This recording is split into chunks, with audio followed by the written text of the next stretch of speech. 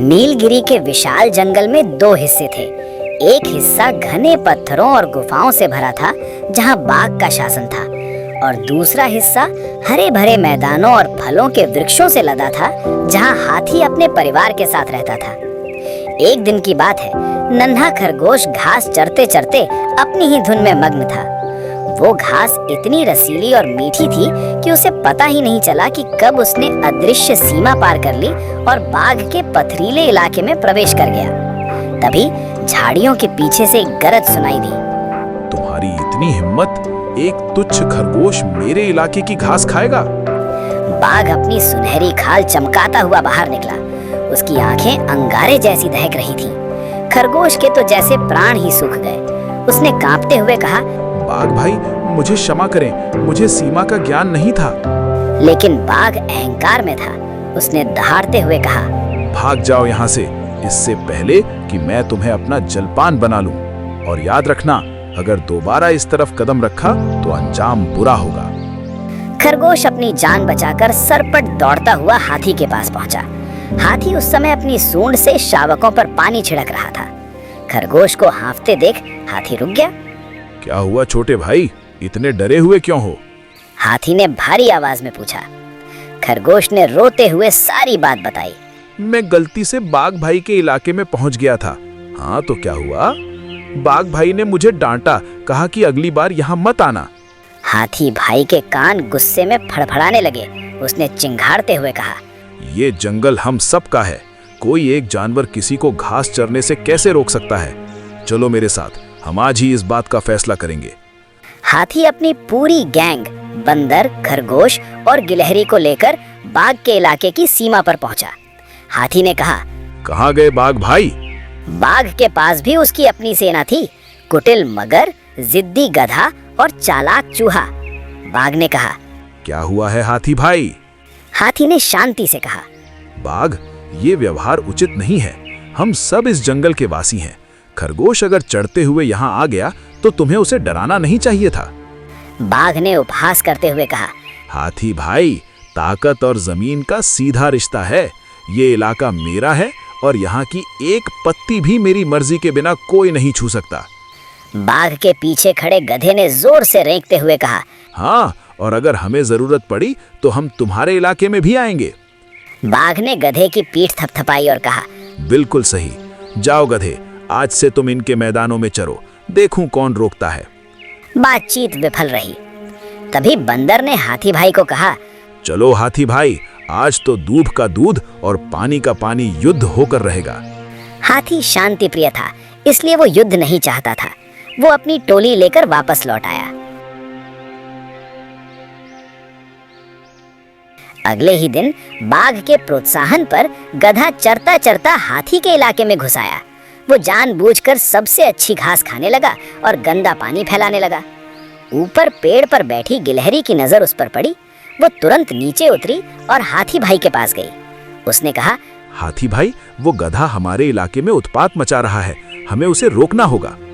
हाथी गधे के पास गया। तभी पीछे पीछे बंदर भी गया।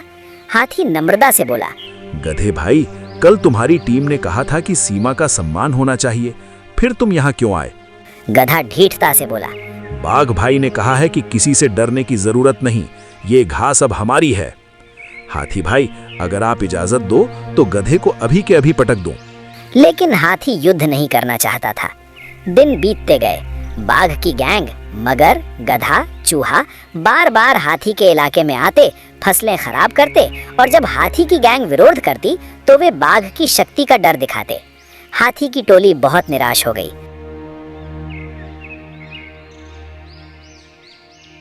तभी गिलहरी ने अपनी पूंछ झटकी और कहा, हाथी भाई, ये मामला हमारे वश का नहीं है, हमें कुछ करना चाहिए।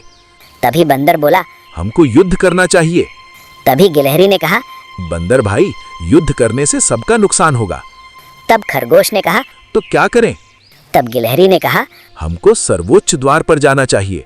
चलिए राजा सिंह के पास चलते हैं। हाथी को बात जच गई। पूरी गैंग राजा के दरबार की ओर चल पड़ी।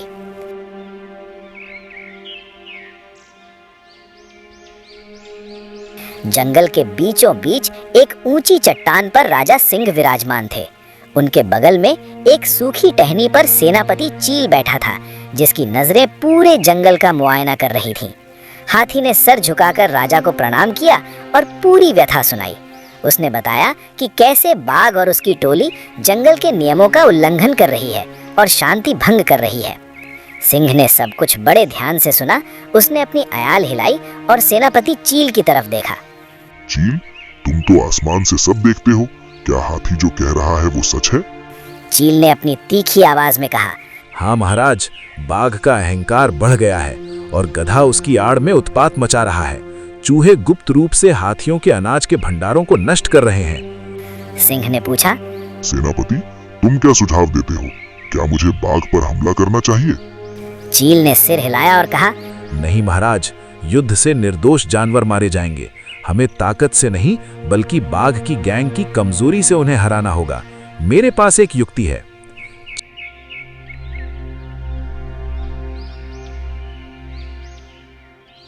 ने हाथी, बंदर, खरगोश और खिसौकली के कान में फुसफुसाते हुए अपनी योजना बताई। सिंह ये सुनकर मुस्कुराया और उसने अपनी स्वीकृति दे दी। अगली सुबह जैसा कि चील ने बताया था, हाथी की गैंग ने लड़ना बंद कर दिया। बंदरों ने जंगल के सारे रास्तों पर ऐसी गंध वाली जड़ी बूटियां रगड़ दी जिससे बाघ की सूंघने की शक्ति भ्रमित हो गई। चील ने आसमान से संकेत दिया कि गधा कहाँ चल रहा है। चूहों की कमजोरी अनाज नहीं बल्कि मिट्टी की पकड़ थी। खिसौकली और खरगोशों ने मिलकर रात भर में उन जगहों की मिट्टी गीली कर दी जहां चूहे रहते थे। लेकिन मुख्य युक्ति बाघ के लिए थी। बाघ को अंधेरे से और अदृश्य आवाजों से डर लगता था। जब बाघ उस रात शिकार पर निकला तो उसे चारों तरफ से अजीबोगरीब आवाजें सुनाई देने लगी। बंदरों ने खोखले बांसों के जरिए ऐसी आवाजें निकाली जैसे कोई विशाल दानव आ रहा हो। चील ने ऊपर से उड़ते हुए बाघ की आंखों के सामने बार बार झपट्टा मारा जिससे वो रास्ता भटक गया। उधर गधा जब हाथी के इलाके में पहुंचा तो उसे वहां कोई नहीं मिला, लेकिन अचानक जमीन धंस गई। खरगोशों द्वारा खोदा गया एक छोटा सा लेकिन गहरा गड्ढा। गधा उसमें फंस गया और रेंकने लगा। बाघ उसे बचाने आया तो मगर को खबर मिली कि नदी में जहर जैसा कुछ मिल गया है। बंदरों ने कड़वे फलों का रस डाल दिया था। पूरी बाघ गैंग में भगदड़ मच गई। उन्हें लगा कि उन पर किसी अदृश्य शक्ति ने हमला किया है। अगले दिन बाघ, मगर और गधा थर थर कांपते हुए राजा सिंह के दरबार में खुद पहुंचे। उन्होंने अपनी हार स्वीकार कर ली। राजा सिंह ने कहा, बाघ, जिस तरह तुमने खरगोश को डराया था, आज प्रकृति ने तुम्हें डराया है। जमीन किसी की नहीं होती, जमीन पर सबका अधिकार है। चील ने आसमान से नीचे आकर कहा, याद रखना, एकता और बुद्धि सबसे बड़ी ताकत है।